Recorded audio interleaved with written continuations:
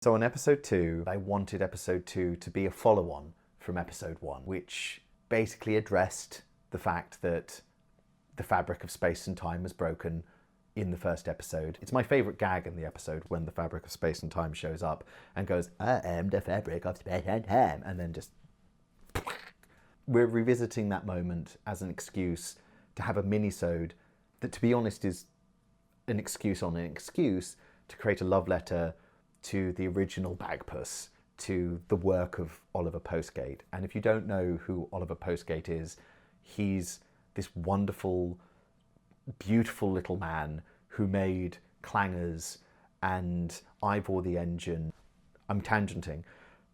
I do that. I just wanted to make a love letter to Oliver Postgate, and this second episode was just completely that. I got a really cool director of photography, Richard Jackson, really talented guy. You should check him out. He's my God, what, and his so big, but his creative is, that thing is massive.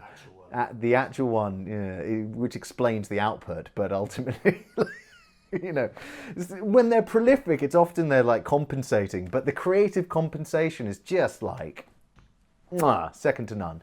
So really talented guy, Richard Jackson, check him out. He offered to come on board and make it look completely of that era, film it all so it worked as a 4x3 thing. And George King, who on the first episode wore an unflattering green screen outfit for the day and helped puppet with stuff, he came on and just full on did Pinku entirely for episode 2. And he's just amazing and brilliant and lovely. We all came together and shot it in a weekend. It's gorgeous. There's loads of different characters. We've got an 8-bit Thunderpuss. Thunderpuss is now a plant. We have a plant pot Thunderpuss where I've managed to like comp the little face on it to not look completely awful. George, test it out. Yes. Yes. Yeah. We are gods of engineering.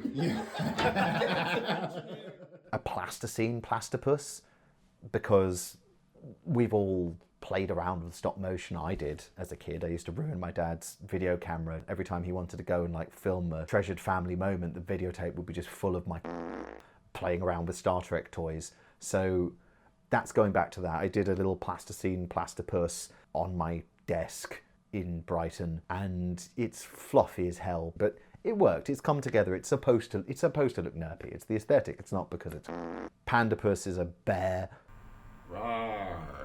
Squigglepuss is my favourite character because it's just traditional animation on a bunch of tracing paper, and it's drawn nice and quickly the way I used to when I was a kid. Who doesn't love Squigglepuss? Squigglepuss is the best. Thunderpuss is the most wonderful character I think that's ever happened.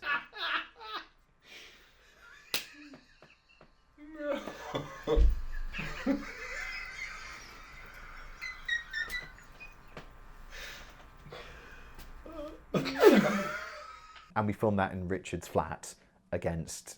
He had some nice candles and a plant, and I had a headdress left over from our wedding that we didn't actually use because it hurt my wife's head. But, you know, that's the great thing about a puppet. They don't have feelings. That was my Thunderluminati, a little nerdy reference to the Illuminati from Marvel Comics, which was the collection of the most intelligent characters in the Marvel Universe doing nefarious big boy thinking things. So that was thrown in. A conference call, which was a take to put together in After Effects, but once it was all there, it just worked really nicely. There's this lovely little title card, kind of a bit like on Adventure Time, where you have one of those nice drawn ones, or SpongeBob SquarePants. So I painted it all through Photoshop.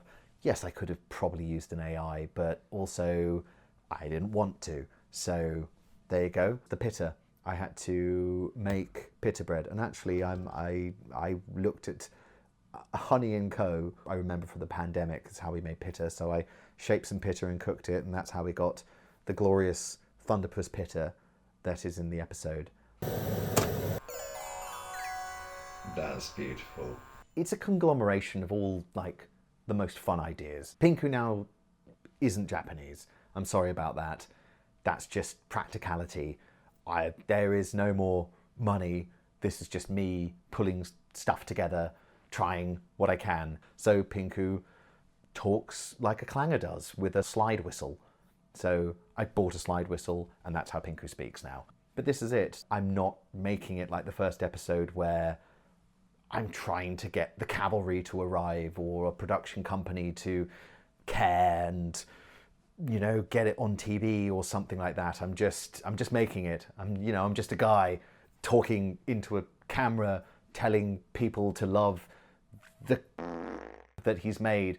Just a little dung beetle pushing his own up a hill, trying to get someone on the summit to love it. And that's the making of Thunderpuss episode 2, coming soon to my Stephen Sally YouTube channel. It's been a blast pulling this together for nothing, and I hope you love it as much as I did making it, and I'm excited for you to see it. So cheers, bye!